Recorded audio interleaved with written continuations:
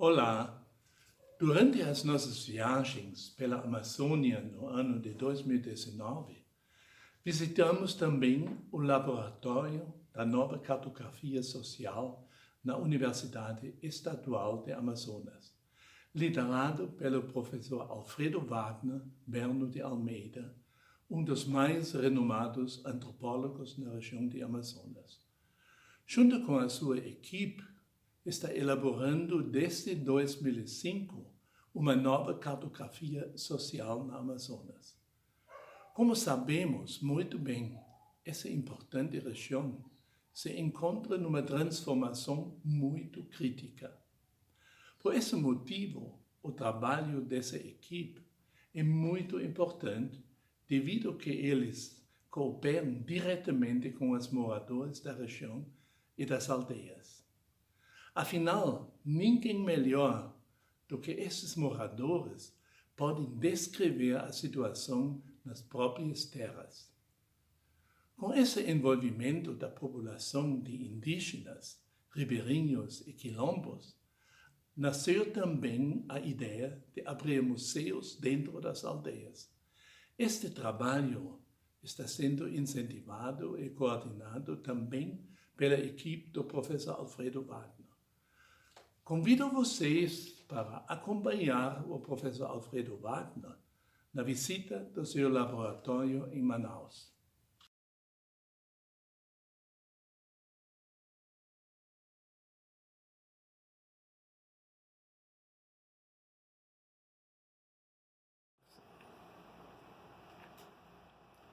Bom dia, eu gostaria de informar a vocês alguns trabalhos relativos ao projeto Nova Cartografia Social da Amazônia, que está funcionando desde 2005 no âmbito da Universidade Federal do Amazonas e da Universidade do Estado do Amazonas, tendo como principal instrumento pedagógico o Programa de Pós-Graduação em Cartografia Social e Política da Amazônia, da Universidade do Estado do Maranhão.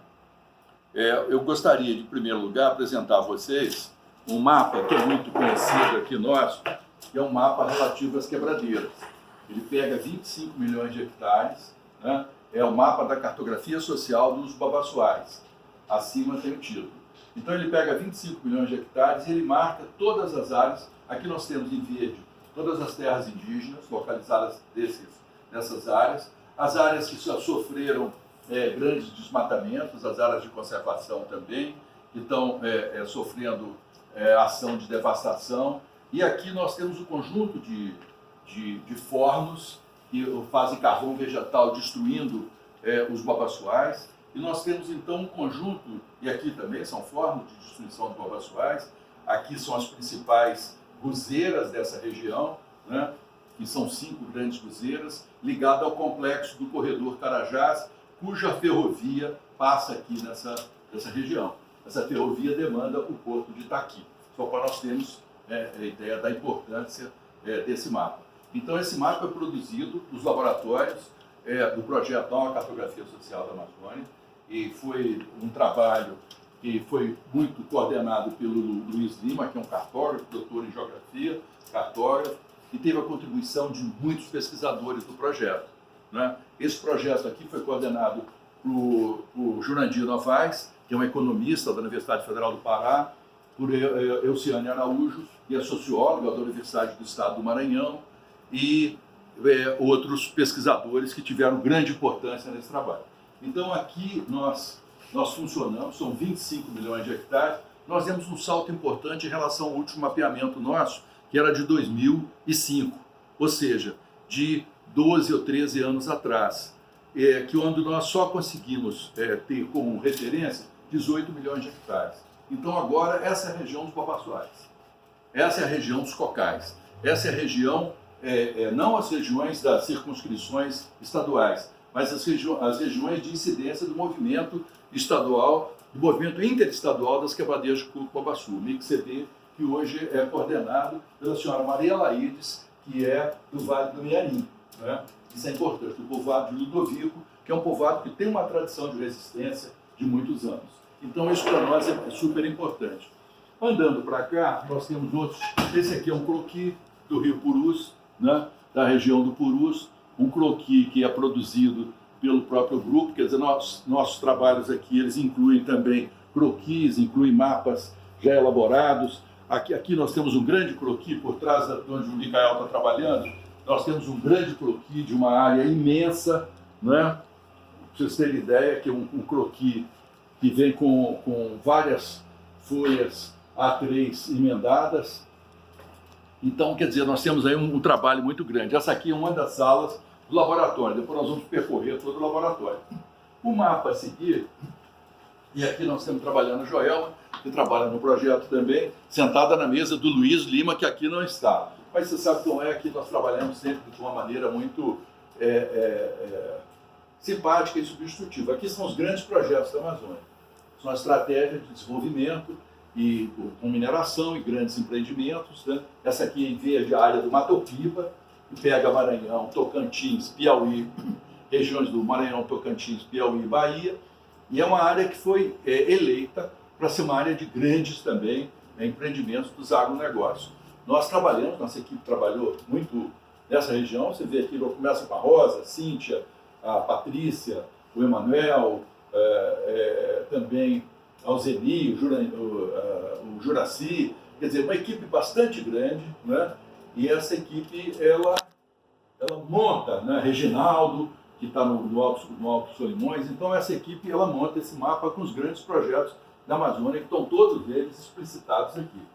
São grandes projetos, são rodovias, ferrovias, né? Hidrovias, portos, aeroportos, bases militares, como o caso de Alcântara, e os grandes projetos governamentais.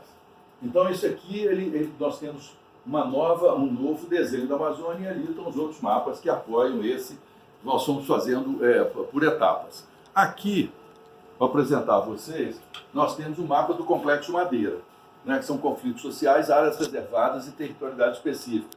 O projeto Nova Cartografia Social, ele desenvolveu o conceito de territorialidades específicas, que são essas territorialidades que foram constituídas independente de reconhecimento formal, legal, e elas foram construídas historicamente.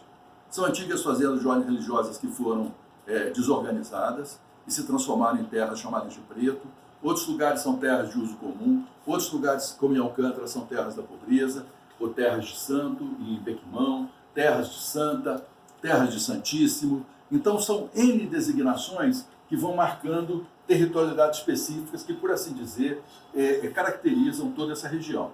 Nessa região do Rio Madeira, nós temos aqui no Baixo Madeira um projeto de empreendimentos na região do povo indígena Mura, que são empreendimentos de potássio, mineração, que estão em implantação e na fase de consulta.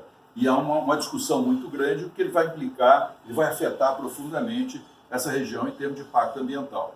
Nós temos também aqui, mais no Médio Madeira, a região dos Tenharim, dos Diarrui, né, que estão também afetados ultimamente pela pressão do agronegócio e de setores beligerantes locais, que já incendiaram a região do pedágio, na 230, na Transamazônica, que era administrado pelos povos indígenas, e já destruíram os próprios da FUNAI e do IBAMA nessa região. Então, aqui nós temos uma área de grande tensão social. Nesse outro mapa, para vocês verem essa série que nós estamos produzindo, nós temos aqui uma cartografia social do estado do Amazonas, né, que vai desde as áreas indígenas e os povoados até as regiões com maior incidência de malária. Quer dizer, isso para nós é importante, que vai dando uma medida dessa região. Nesse outro mapa, nós temos mobilizações étnicas e sociais do Rio Negro, né, com mais de 800, todos esses, são mais de 800 povoados, com informações georreferenciadas, que concentram muito aqui na região do Baixo, mais próxima a Manaus, onde há também uma área de grande tensão social, que pega a região do Rio Cuieiras, pega essa região que vai para Iranduba, que hoje é de grande especulação imobiliária, essa região também aqui que demanda Noivairão, onde tem... Noivairão é um dos municípios que tem a maior concentração de unidades de conservação na Amazônia, né? Mais de 60% do seu território é controlado por essas unidades de conservação. Então, o projetão, a cartografia, ele produziu todos esses mapas a partir do trabalho das próprias comunidades. Não fomos, digamos assim, nós que fizemos esses mapas. nós apenas criamos as condições, né, para que as condições de possibilidade, para que as comunidades, membros das comunidades, pudessem estar vivamente produzindo isso. Nós temos aqui uma unidade temos computadores também, que vocês podem ver, onde estão nossos servidores. Todo esse material é trazido para cá, colocado nos servidores, né?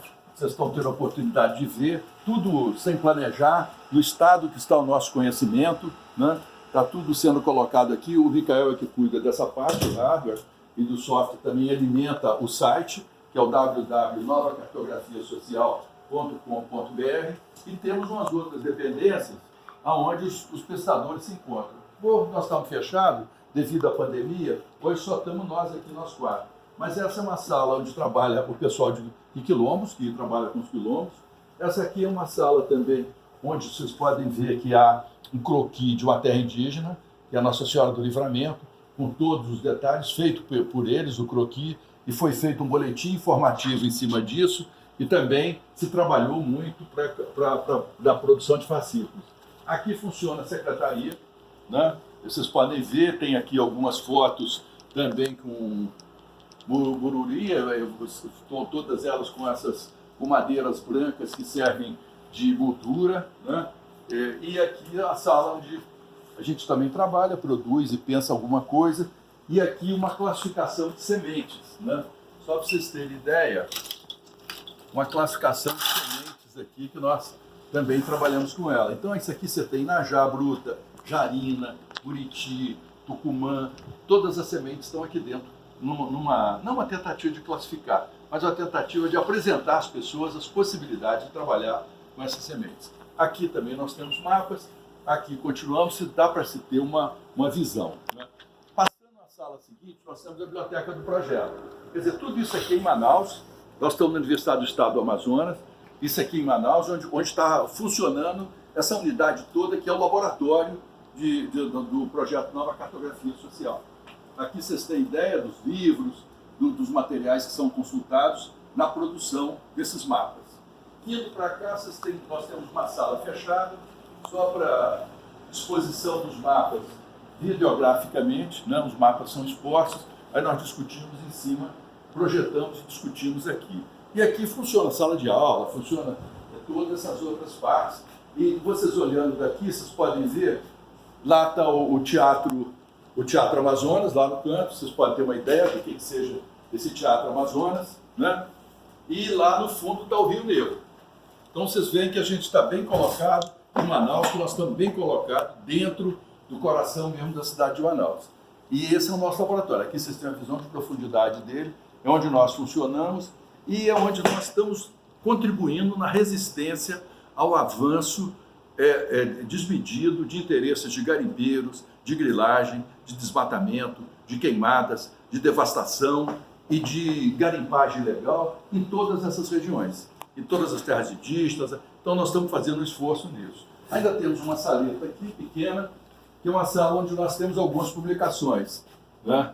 Que também tem alguns mapas, vocês já conheceram, tem alguns mapas que vocês podem ter ideia. Esse aqui é o mapa produzido pelo Emanuel, que é o território quilombola de Cachoeira Porteira, que já foi reconhecido. Tem 228 mil hectares, é o maior quilombo brasileiro reconhecido, né? E temos outros trabalhos. Aí vocês vão ter uma visão de conjunto aqui do trabalho que a gente vem desenvolvendo nesses tempos, né? Temos vários livros aí do projeto, vários esforços nossos de produção e de apresentação dos trabalhos. Quer dizer, nós estamos assim... Quer dizer, esse nosso projeto, Nova Cartografia Social, ele nos impele a contribuir muito com as comunidades, né? E nós estamos agora numa fase de montar centros de ciência e saberes. Eu acho que esse dado é importante, porque são pequenos museus. Do mesmo jeito que nós temos pequenos laboratórios, que são os mini laboratórios, nós também estamos montando pequenos museus. Eu acho que isso aí é um elemento importante para nós podermos construir, né, uma base de informações georreferenciadas e que trata de toda a memória dos quilombolas, dos indígenas, dos ribeirinhos, das quebradeiras de coco-babaçu e seringueiros, peconeiros e outras categorias sociais e outras identidades que estão junto conosco. aqui nós temos ainda essa sala, já mostrei a vocês, mas tem aqui alguns livros, alguma coisa com os fascículos. Vocês podem também ter uma ideia do que está em jogo nesse trabalho. Eu acho que com esse conjunto de atividades, nós mostramos para vocês, nós temos a oportunidade de mostrar para vocês, quer dizer, aquilo com o qual nós estamos trabalhando, aquilo que é importante nós trabalharmos, aquilo que é importante hoje na Amazônia para a resistência das comunidades tradicionais, das chamadas comunidades tradicionais, face a esse avanço, a esse entrosamento das suas terras por interesses que só estão visando destruir rapidamente a cobertura vegetal da Amazônia e todos os recursos hídricos e florestais disponíveis. Então nós estamos empenhados aqui nessa mobilização. Nós estamos continuando, já temos mais de 300 situações, mais de 300 de situações georreferenciadas, anotadas, e nós vamos trabalhar firme nessa direção. É isso, eu queria dar um grande abraço no ECA e nos companheiros Willy e os demais companheiros que tanto nos têm fortalecido nesse período. Muito obrigado. Nessa segunda parte, o professor Alfredo monta uma ponte entre o colonialismo europeu histórico, que está sendo revistado após séculos de repressão, injustiça e genocídio sistemático, em países como a Bélgica e a Inglaterra, com a forma como o Estado brasileiro e principalmente o governo atual está lidando com a população indígena na região da Amazônia. Ele argumenta que na pandemia que nós atravessamos atualmente seja o momento apropriado para rever o relacionamento do Estado democrático com o direito do povo indígena. Quero convidar vocês para continuar a palestra super interessante do professor Alfredo Wagner.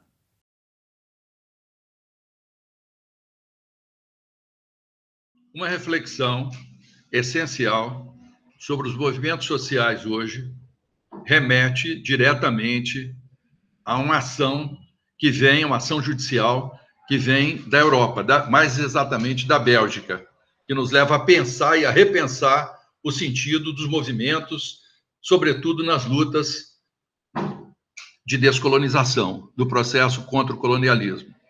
Os procuradores belgas estão investigando agora o que eles chamam de bring charge contra as pessoas suspeitas de tomar parte no assassinato do primeiro-ministro eleito democraticamente no Congo, o senhor Patrice Lumumba. Ora, quase 60 anos depois do assassinato dessa liderança africana exponencial na luta anticolonialista, nós vemos os procuradores belgas recolocando essa questão. O The Guardian, do dia 1º de julho, ele transcreve essa ação judicial com muita propriedade. Ora, então, no 60º aniversário da independência do Congo, a primeira notícia que nós temos é uma tentativa de rever a figura do grande líder do movimento de descolonização, primeiro presidente eleito do Congo, que foi assassinado barbaramente por interesses minerais da província de Katanga, com empresas belgas, né, que inclusive forneceram, interessante porque são os minerais dessa área que foram utilizados a primeira bomba atômica de Hiroshima. Quer dizer, essa área, Katanga, é uma área estratégica, uma área de minerais estratégicos do ponto de vista do complexo industrial militar. Então, a comemoração agora, abrindo esse processo para investigar o assassinato do Lumumba, ele coincidiu com o ato do rei Filipe da Bélgica se desculpando, né, pelos abusos do colonialismo. Abuso é a palavra utilizada em inglês, vem no termo inglês, pelos abusos do colonialismo no Congo durante o reinado do rei Leopoldo II. Coincide também com o movimento na Bélgica, em Antuérpia, sobretudo, de destruição da estátua equestre, ou da destruição do que eles chamam de vandalismo, que, na verdade, são pichações da estátua equestre do rei Leopoldo II, que é esse rei tratado no período do Keisman, do diário do Casement, do jornal do Casement sobre o Congo, e que serviu para o livro O Sonho do Celta, do Mário Vargas Llosa. Então, quer dizer, nós começamos esse julho de 2020 com uma reflexão fundamental em relação à recuperação de líderes dos movimentos sociais, da descolonização do pós-Segunda Guerra Mundial, sobretudo da África, porque a África centralizou, naquele momento da Segunda Guerra, sobretudo com a batalha de Dien Bien Phu, que os vietnamitas derrotam os franceses e depois vão derrotar também no Vietnã os norte-americanos, né, já nos anos 70, 20 anos depois. Quer dizer, primeiro a derrota dos franceses, 20 anos depois a derrota dos norte-americanos, e marcando o processo de libertação nacional. Nesse período, então, quer dizer, a reflexão, hoje nós estamos revivendo a recolocação a recuperação desses movimentos de libertação nacional, né? E a pandemia, como é um tempo de rever criticamente as ações coloniais, como essa do Lumumba, tem sido um tempo também de derrubada de estátuas, como forma de luta, né? Isso ocorreu na Inglaterra, com a estátua de Cecil de Rhodes, que é o responsável pela colonização na Rodésia, né? E sempre essas questões não são feitas tranquilamente. No caso da Bélgica, se o rei Felipe concorda em se desculpar, o seu irmão, o príncipe Laurent, não concorda, elogia o Leopoldo II. No caso da Inglaterra, a destruição da estátua do Cecil de Rhodes é considerado crime, né? Porque isso é um atributo público, do poder público, então o poder público se coloca contra os manifestantes, então você tem uma tensão. Tudo isso está sendo feito segundo tensões, né? Nos Estados Unidos, no Black Lives Matter, teve o problema da destruição da estátua do Cristóvão Colombo. E também, como na Espanha, dos mercadores de escravos, na Inglaterra também, e nos Estados Unidos, Olson, mercadores de escravos, que tiveram suas estátuas jogadas no Rio. Então, essa discussão da derrubada da estátua, ela está acoplada com esse movimento de recuperação dos movimentos sociais do período de libertação nacional. Ora, esse período, ou essa discussão agora, no período de pandemia, coincide com a declaração oficial de pandemia, que é em março de 2020, esses movimentos são todos atualíssimos, né? E vêm, é claro, marcados por uma luta anticolonial e antirracista. Porque um dos elementos que deflagra isso é o assassinato do George Floyd. Ele leva a essa dispersão das lutas, leva que se combine a luta anticolonial com a luta antirracista, eu acho. E isso aí tem levado, por um lado, a releituras, é um processo que era anterior a esse processo de releituras, dos livros do Frantz Fanon, né? Quer dizer, que são os livros que tratam dos diferentes processos de colonização e os seus efeitos. O Fanon está baseado fundamentalmente na luta da Frente de Libertação Nacional da Argélia, né? que leva a uma reinterpretação do fenômeno da violência. O que significa a violência contra o colonizador? Ele está discutindo isso, né? É diferente, por exemplo, da posição do Gandhi na Índia, que é uma ação da desobediência civil, né? E no caso do Gandhi, a violência é absorvida pelo colonizado como forma de resistência. No caso do Fanon, a violência deve ser exercida pelo colonizado como forma de resistência. Então, o conceito de resistência ele muda, como também vai mudar no caso da África do Sul. O Mandela é favorável, está preso, 23 anos preso, e ele é favorável à negociação com o governo. E o comando do Conselho Nacional Africano, o CNA, ele sofre uma cisão. Todos os membros ficam contra o Mandela, que leva essa discussão sozinho para frente. Então, quer dizer, o Mandela é uma negociação com luta, que o leva depois a se separar da própria esposa da Winnie Mandela, que defende uma forma próxima da forma fanonista do fenômeno da violência como elemento da descolonização. No mesmo sentido de negociação, tem-se também o caso do Kenyatta no Quênia, né, que ele defende a negociação com o colonizador britânico. Eu acho que esses dados todos, eles mostram que as lutas hoje do Black Lives Matter, que, aliás, é interpretado pela Elaine Brown, que é do ex-Black Panthers, ela define como se fosse o movimento da senzala. Ela acha que o Black Lives Matter é um movimento dos que estão acomodados, é um movimento da senzala, é um movimento dos acomodados. Então, isso aí também é uma discussão importante para a gente poder pensar. E no caso brasileiro, para nós podermos pensar os movimentos sociais aqui, essa discussão também ela é contemporânea, no caso da pandemia, com a exigência, não é, de montar o gabinete de crise, que foi uma decisão do ministro Luiz Roberto Barroso, atendendo à arguição do descumprimento do preceito fundamental 709, ingressado pela associação, né, ou pela articulação dos povos indígenas do Brasil, que com mais 6 partidos políticos, que ela entra com essa arguição de descumprimento, exigindo um gabinete de crise, sobretudo para discutir a situação dos indígenas face à pandemia. A primeira reunião também, que se realizou agora em julho, foi no Gabinete de Segurança Institucional. Houve uma incompreensão muito grande por parte do general que é o responsável por essa secretaria, por esse gabinete, general Heleno. General Heleno mandou que os indígenas procurar o SUS, como qualquer cidadão, aqueles indígenas que não estão nas áreas demarcadas.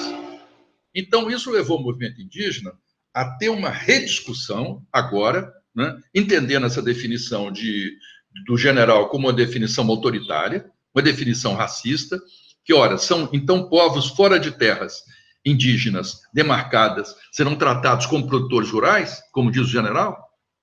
A resposta a essa pergunta leva à mobilização por parte da PIB e por parte dos movimentos indígenas, né? O que foi consagrado agora com essa Assembleia Mundial da Amazônia, organizada pela COICA. Então, se tem uma nova forma de mobilização. Quer dizer, ao mesmo tempo, nesse período de pandemia, com os dados terríveis do desmatamento, também esse racismo se manifesta de outra maneira. Por exemplo, o presidente da República culpa indígenas e chamados caboclos pelas queimadas, como se os índices elevados de desmatamento, provocados por garimpeiros, madeireiros, interesses vinculados ao agronegócio, que formam uma poderosa coalizão de interesses hoje. O exemplo mais forte, talvez, seja que no ano passado nós tivemos o Dia do Fogo em agosto. Esse ano, em agosto, nós vamos ter o Dia da Água, porque eles estão tentando apagar o fogo, porque foi um tiro no pé, incentivar a destruição da floresta, foi um tiro no pé. E na destruição da floresta se formou uma coalizão de interesses bastante vasta. Interesses de empresas mineradoras, de garimpos ilegais, de garimpeiros que exercem atividade ilegal, de extração aurífera, de comerciantes das pequenas cidades, Novo Progresso, né? Moraes de Almeida, Trairão, todos no corredor da BR-163, onde foi realizado o Dia do Fogo. Também interesses do agronegócio, fazendeiros, que ali é o corredor da soja, que leva ao porto de Birituba e ao porto da Cargill, em Santarém. Então, quer dizer, houve uma coalizão de interesses que até então não havia no país. De madeireiros, comerciantes locais, garimpeiros, empresas mineradoras e interesse dos agronegócios se unirem numa mesma ação, que foi o Dia do Fogo, o chamado Dia do Fogo. Que foi os resultados hoje que nós temos das queimas são resultados assustadores. Os resultados de desmatamento hoje são numa proporção e num percentual assustador. Quer dizer, está se destruindo, né? Os dados são terríveis, né? Mais de 1.000 campos de futebol, ora. Então, quer dizer, esse dado é um dado que nós não conhecíamos, é um dado que a sociedade brasileira não conhecia. Então, no gabinete de crise, Marubos, Cachoiana, Guajajara, Terena, conduzidos por uma liderança, que é a senhora Sônia Guajajara, que é da PIB, leva a uma colisão de visões com essa proposição racista e autoritária do general Heleno. Eu acho que esse quer dizer, o mesmo Gabinete de Segurança Nacional, no período de pandemia, já tinha incorrido num erro cruel, que foi confundir consulta com medidas administrativas, ao definir no horizonte das ações a remoção dos quilombolas de Alcântara. Então, quer dizer, não é a primeira vez que esse general, que deve ter pouco conhecimento das realidades localizadas, a despeito de ter trabalhado na Amazônia, parece que não conhece. Quer dizer, o fato de não ter esse conhecimento leva a visões de absoluta incompreensão que facilita o conflito, que facilita o choque de interesse. Então, eu acho que esse dado é um dado fundamental para nós podermos refletir. Também é importante nós recuperarmos que, no caso brasileiro, não é de hoje que estão se formando essas organizações.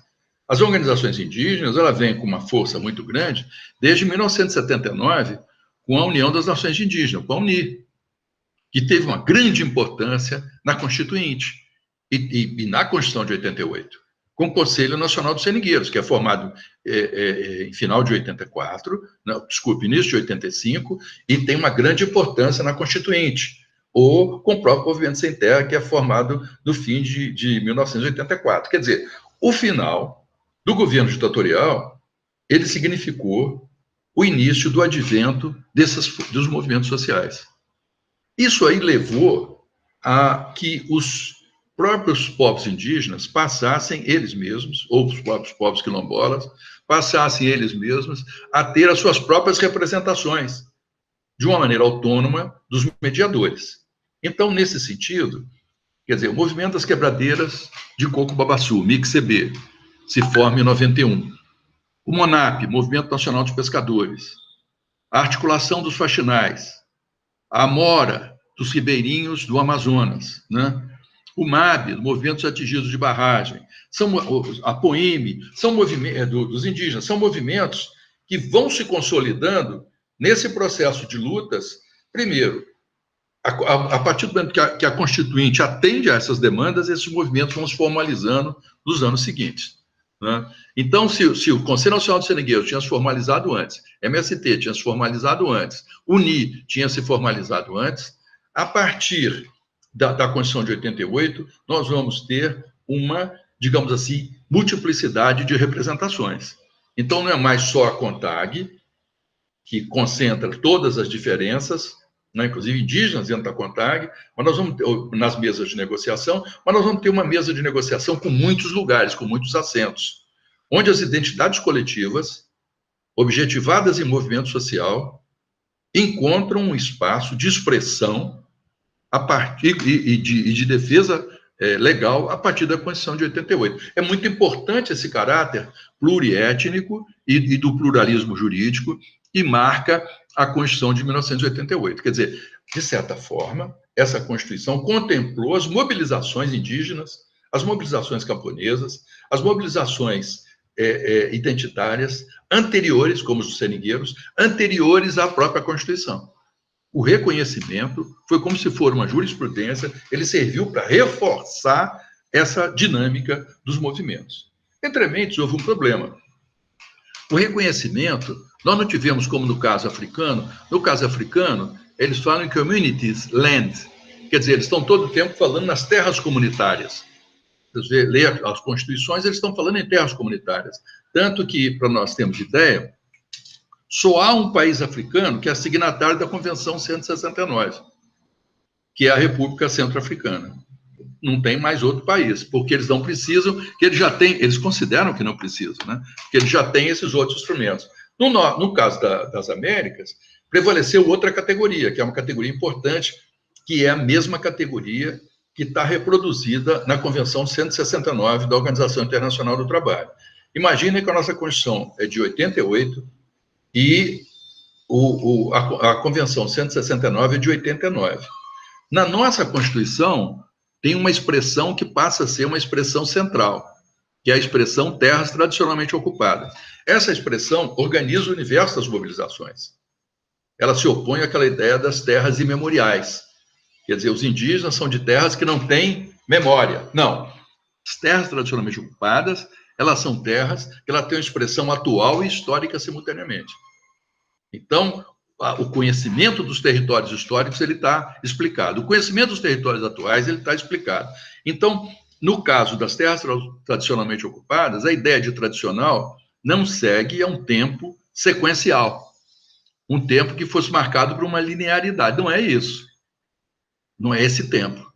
É um tempo de todos os tempos. É um tempo que ele é transhistórico, simultaneamente. Porque pode ser que esses grupos tenham sido... Grupos que estavam no litoral, hoje estão lá no interior da Amazônia. Onde é que está a terra tradicional deles? Onde eles estão ocupando. Onde eles estão se movimentando. Então, o que ocorre? Se a briga, se o genocídio praticado no período colonial, nos primeiros séculos, foi contra os povos do litoral, agora está sendo aplicado contra os povos que estão mais nas áreas centrais, para onde vão expandindo os agronegócios, para onde a atividade madeireira vai crescendo, para onde a atividade de extração aurífera mineral ilegal vai se ampliando. Então, nós temos uma recolocação dos movimentos nesse sentido.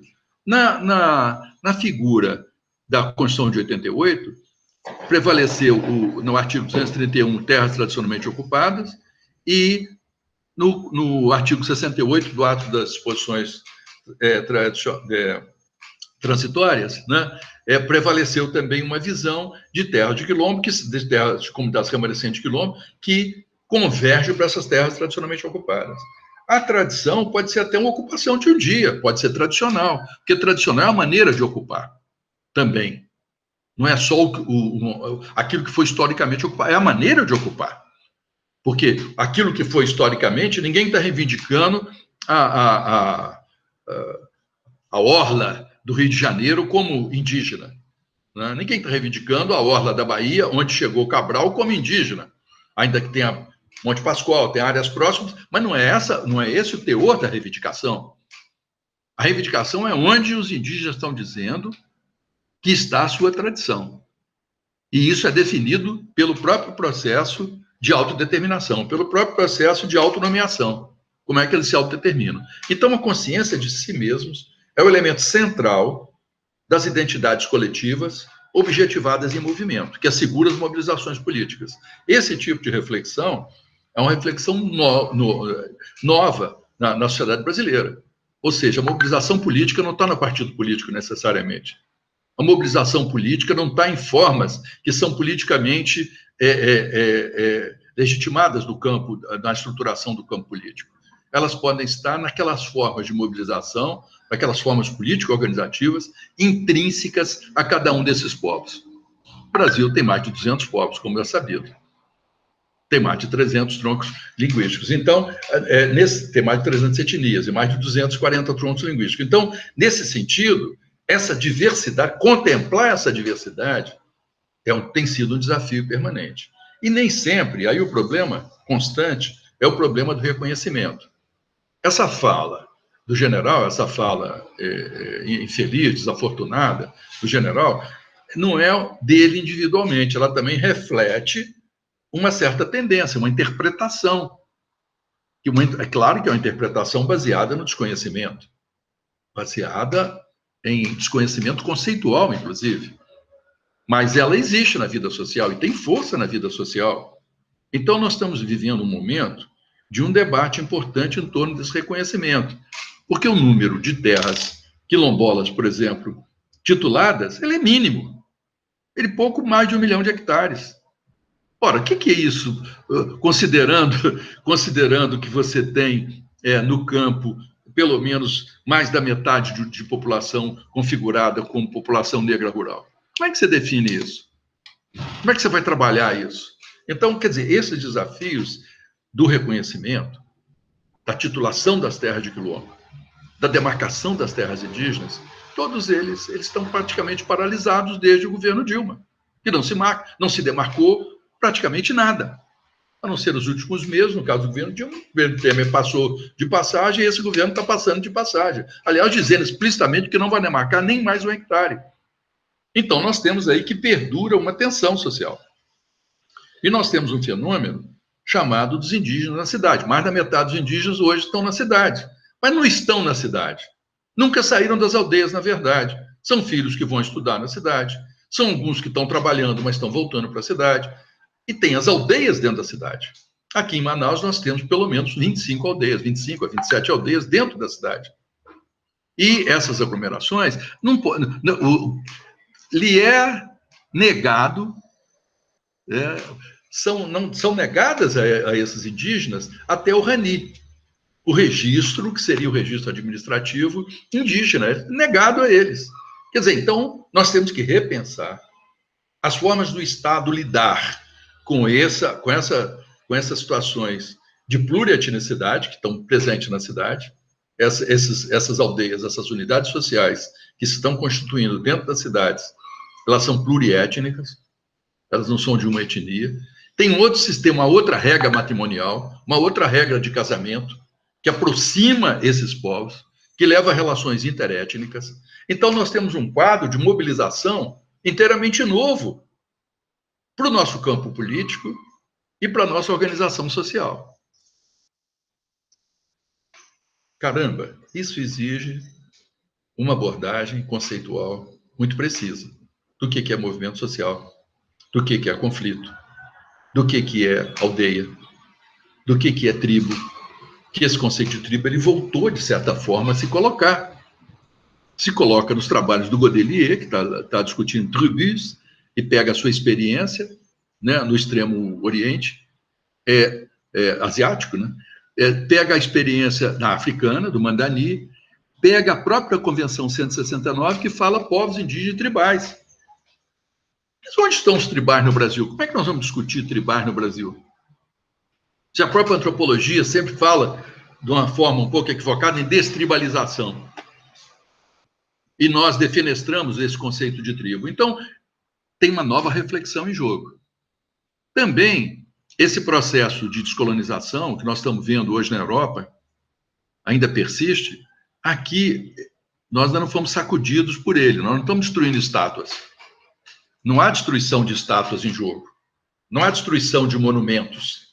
Né? Até pelo contrário, há uma complacência com certos movimentos. Não vou nem mencionar certos bandeirantes que foram com práticas genocidas, nós sabemos disso, historicamente. Mas não estamos mencionando isso, mas não existe esse movimento com essas características desse país. Nós vemos até, às vezes, alguns movimentos, como, por exemplo, a CONAC agora está usando a expressão do Black Lives Matter para atribuir aos quilombolas. Pode até ter essas aproximações do ponto de vista do léxico, mas a forma de mobilização ela é diferente. Ela nos obriga a pensar diferentemente. Nós temos também, no caso do movimento das quebradeiras de coco-babaçu, um critério que seria aparentemente um critério de gênero, mas não se vê uma feminilização das reivindicações do movimento, que luta por terra, luta pelo reconhecimento dos babaçuais, luta pelos babaçuais livres. Então não há esse elemento unívoco, né, segundo o qual nós costumamos a pensar. Um povo, uma aldeia, uma unidade social, não. Múltiplos povos, numa aldeia, múltiplas etnias. Então, quer dizer, trabalhar com esse componente plural exige, por parte do Estado, novas formas de registro, quer dizer, uma abertura nas formas de registro dos indígenas, que não são produtores rurais, simplesmente. Ou quilombolas, que não podem ser tratados, por estar na cidade, não podem ser tratados como produtores rurais. Existe até a expressão hoje, quilombos urbanos, de exemplo de Porto Alegre, um trabalho para nossa colega muitíssimo bem feito, né, e que merece ser citado.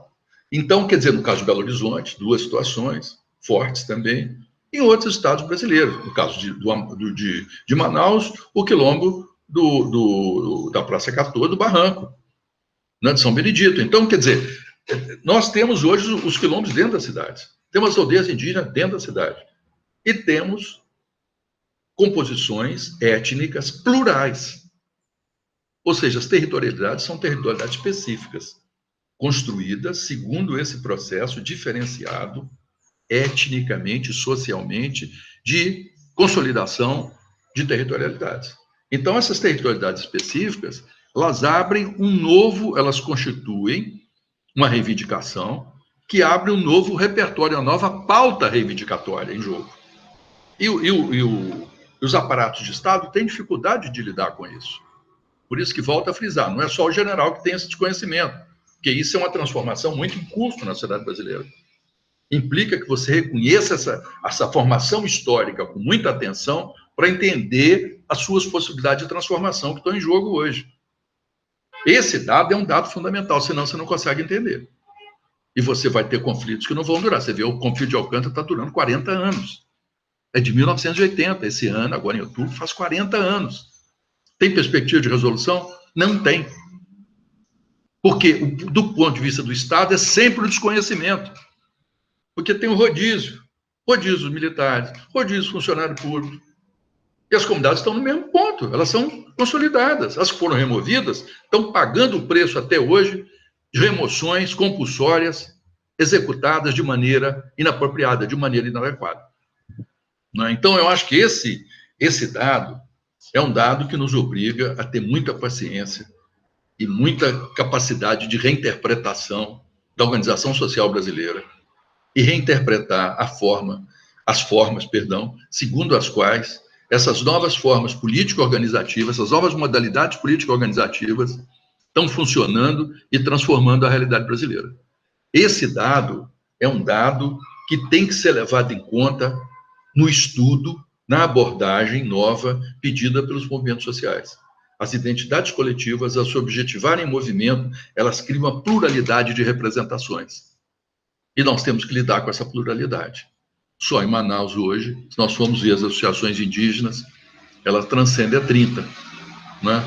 E isso aí, olha, dentro de uma capital, você tem mais de 30 representações indígenas, e representações que não significam necessariamente que são de um único e um só povo, que são vários povos, unidades familiares de vários povos que estão juntas, ou que se aproximaram por regras de aliança, por regras matrimoniais, um grupo oferecendo mulheres, outro grupo oferecendo homens, isso significando consolidação de territorialidades específicas, e pensar terras tradicionalmente ocupadas, definidas em metro quadrado.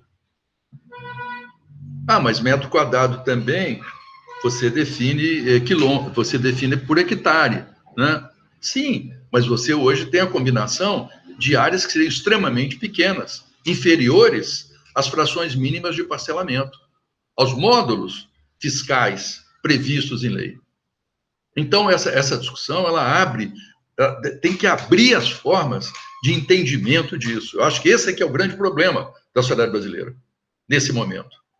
Ter capacidade de abrir os seus esquemas interpretativos para novas abordagens, capaz de dar conta da pluralidade étnica, da diversidade social e dos territórios pluriétnicos.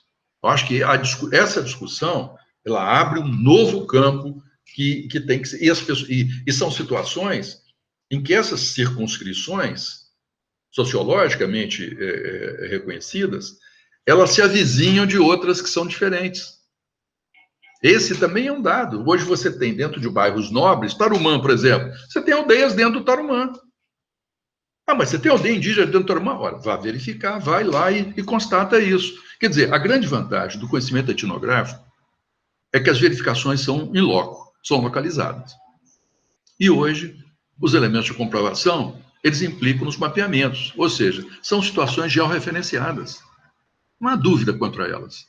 Não há dúvida quanto à sua precisão. Não há dúvida quanto à sua localização. Não há dúvida, essa discussão que são invasores, isso pode ser absolutamente uma balela. Tem gente que está nessas áreas há 20, 30 anos. Como é que são invasores? Quem são os invasores do fundo?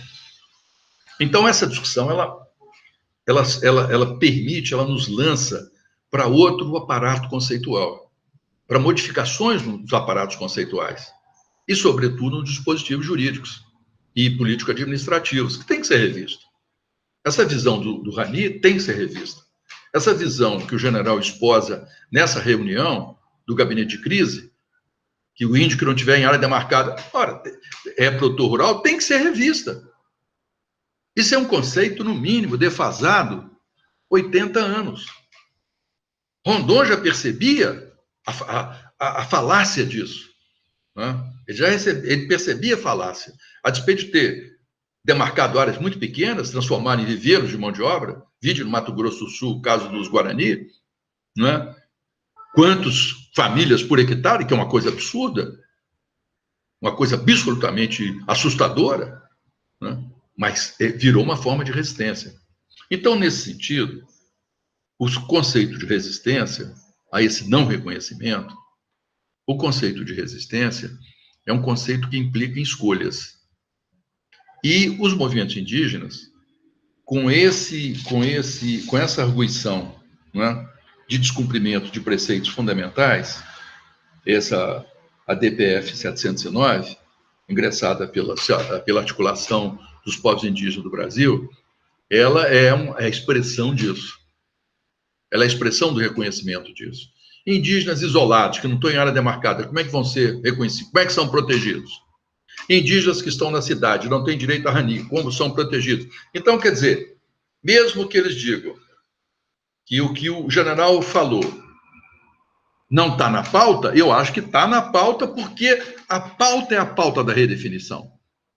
A pauta é a forma da recolocação da reivindicação. Numa situação em que mais da metade dos indígenas hoje se encontra na cidade, ou estão estudando, ou estão exercendo trabalho, ou têm uma residência e vão e voltam. Né? Isso não impede, por exemplo, que aqui em Manaus nós tenhamos aldeias, como no Santos Dumont, cuja palha, para cobrir as casas, vem de aldeias que estão a 300, 200 quilômetros. E isso não é considerado irracional? Entendam bem. Porque tem um novo desenho, tem uma nova configuração de sociabilidade que tem que ser considerada. Porque isso não foi inventado por ninguém, não foi um ato do Estado. Até já houve propostas aqui em algum momento em Manaus, há 10 anos atrás, o número de ocupações era tão grande, chamadas invasões, era tão grande, que propuseram criar um bairro indígena. Né? Tem até hoje uma ocupação que se chama Parque das Tribos, e agora já está consolidada, que tem mais de 20 etnias. Nós acompanhamos uma ocupação em Iranduba, tinha 22 etnias. E não sei quantas línguas, quantas dezenas de línguas diferentes dentro da mesma ocupação.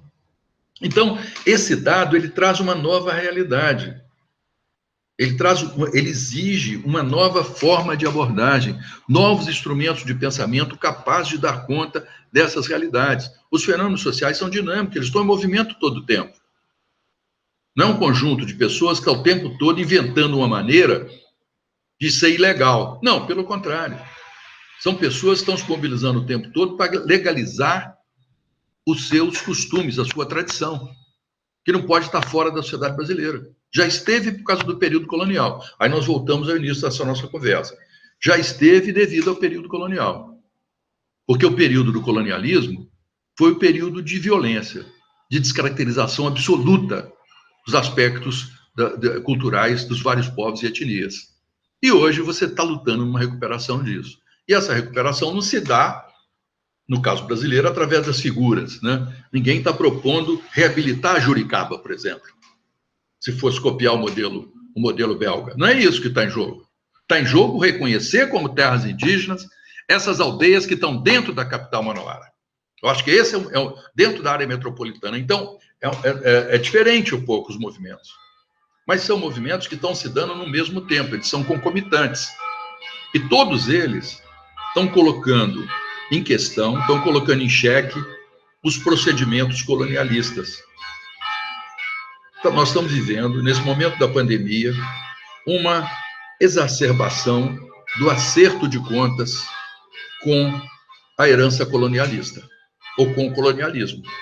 Isso está nos Estados Unidos, com a quebra de estátuas, está na Espanha, com a derrubada de estátuas, seja de Colombo, seja dos grandes mercadores, né, da região lá de Santillana, Santander, os mercadores, o mercador de escravos, seja na Inglaterra, né, seja na Bélgica. Nós estamos vivendo isso na Europa e aqui estamos vivendo de outra maneira, quando você tem formas concretas de organização social desses povos e comunidades submetidos colonialisticamente, que hoje estão se colocando.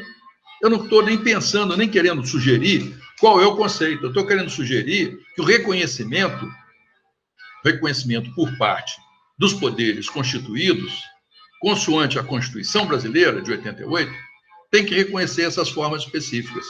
E essas formas, elas correspondem ao conceito de terras tradicionalmente ocupadas. Não são terras imemoriais, mas o conceito de terra imemorial, ele foi derrotado nas discussões da Constituinte de 1987. Houve a derrota dessa visão, de querer imaginar que os indígenas são aqueles do período pré-colombiano, então é imemorial. Não, são esses de hoje, são as formas do presente. Não é? Não podemos ter uma visão historicista, como se o passado fosse explicar o presente. Não, é o presente que se projeta para reexplicar o passado. Então é nesse movimento de reexplicação que os movimentos sociais hoje se encontram na Amazônia. E nesse sentido, reinterpretando o próprio sentido de Amazônia, seja face aos grandes empreendimentos minerais, seja face aos grandes programas governamentais, rodovias, ferrovias, né, hidrovias, seja perante a expansão dos agronegócios ou a intensificação da extração aurífera e dos outros minerais, né, potássio, por exemplo, da área Mura. Tudo é uma mesma discussão que está em jogo. É uma mesma discussão que está em jogo. E não adianta querer flexibilizar licenciamento ambiental, porque não dá conta de um problema concreto. Esse é que é o grande, a grande questão que está colocada hoje. Quer dizer, ou essa gestão vai deixar o problema para depois, e esse problema só vai se agravando, como já está suficientemente agravado, ou nós vamos ter, por assim dizer, um futuro marcado, né, por um certo catastrofismo. Eu não sou, de maneira nenhuma, de uma visão pessimista. Eu tenho uma visão até pelo contrário. Eu tenho uma visão de que as possibilidades de resolução elas estão ao nosso alcance. São ao alcance dos poderes. E se tiver vontade política, é um bom momento para resolver. A pandemia coloca isso com muita força. Não é? A pandemia, ao exacerbar esses extremos, ela também aponta para uma recuperação da humanidade em nós mesmos, para esse encontro nosso com a própria consciência do que nós efetivamente somos e da própria ideia de nação. Você tem uma recuperação da nacionalidade nesse sentido, que infelizmente não está sendo levado em conta quando você faz um acordo de salvaguarda como o de Alcântara, quando você se recusa a reconhecer as terras indígenas como está sendo feito, quando você não quer reconhecer as terras quilombolas, que isso seria um encontro nosso com a nacionalidade, com o sentimento de nação. Mas é um sentimento que está sendo perdido por parte de setores que se dizem patriotas, absolutamente negativo. São antipatriotas, exercem o antipatriotismo, ao não reconhecer nesses que consolidaram as nossas fronteiras o seu papel essencial na organização social. Nós só temos essas fronteiras constituídas e tal como estão, que os indígenas lutaram contra os espanhóis, contra a colonização espanhola, nas fronteiras com Colômbia, com Venezuela, com Peru, com Bolívia, e mais abaixo com Paraguai e com Argentina, né? Porque os indígenas engrossaram as nossas fileiras. Muito antes existia Exército Nacional, muito antes existiam as tropas de linha imperiais, e já estavam empenhados nessa luta. Né? Então, eu acho que é recuperar essa história do país, recuperar esses conceitos, recuperar a forma de abordagem, eu acho que pode sinalizar para um futuro de muita esperança e muito otimismo. É isso que eu queria dizer para vocês. Me desculpe se me animei demais com algumas interpretações, mas é o sentimento, esse sentimento de brasilidade que nos movimenta nisso. Um grande abraço para todos. Bom, com respeito à minha fala, eu acho que ainda surgiram dois pequenos erros que eu faço questão de reparar aqui. Em primeiro lugar, essa questão da orla e da orla da Bahia, né? Onde há, por um lado, o movimento Tupinambá, muito forte, nas praias de Olivença, e o movimento Pataxó. Então, nesse sentido, esses dois movimentos não podem ser esquecidos. E eu mencionei justamente a orla da Bahia, quer dizer, houve uma informação da minha parte que não foi lá muito precisa, pelo contrário, ela trouxe um equívoco muito grande que eu faço questão de reparar. Então, quer dizer, esses movimentos são movimentos também essenciais, porque eles mudam, contribuem para mudar, não só o conceito de política, mas o padrão de relação política, a maneira de fazer política, a maneira de se mobilizar. Então, quer dizer, o que se pensa como mobilização passa a ser filtrado por esses fatores identitários também, que não se separam das lutas econômicas. Os fatores identitários não se separam das lutas econômicas. Outro problema que eu acho que está mais no fim da fala, que eu faço questão também de, nessa intervenção posterior minha mesmo, de recuperar, é que esse otimismo chamado, isso que eu estou chamando de otimismo, ele contém uma tristeza também dentro desse otimismo, porque nós estamos vivendo com o tratamento que tem sido dado aos indígenas nessa quadra pandêmica. Esse tratamento ele tem sido próximo de práticas genocidas. São indígenas que ressentem de não estarem sendo vistos como cidadãos. Então aqui é que entra a contradição levantada anteriormente. Quer dizer, não são indígenas, são cidadãos, mas que não são vistos como cidadãos. Talvez sejam tratados como cidadãos de segunda categoria. E a despeito disso, o número de mortes entre os indígenas e de infectados, ele é por demais significativo. E ele exige de nós uma reflexão bastante forte, que esvazia um pouco essa ideia de tanta esperança que eu procurei transmitir para vocês. Era isso, esses 2 reparos. Muito obrigado.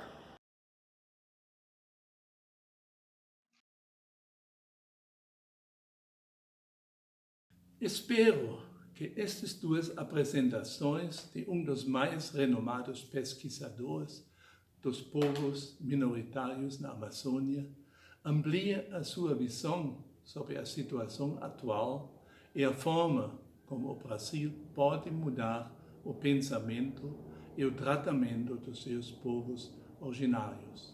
Por favor, deixem os seus comentários e avaliações sobre esse ciclo de palestras em nossa pesquisa nos comentários do vídeo. E siga-nos no Facebook e Instagram para acompanhar nossa programação cultural e mais apresentações sobre o tema Amazonas.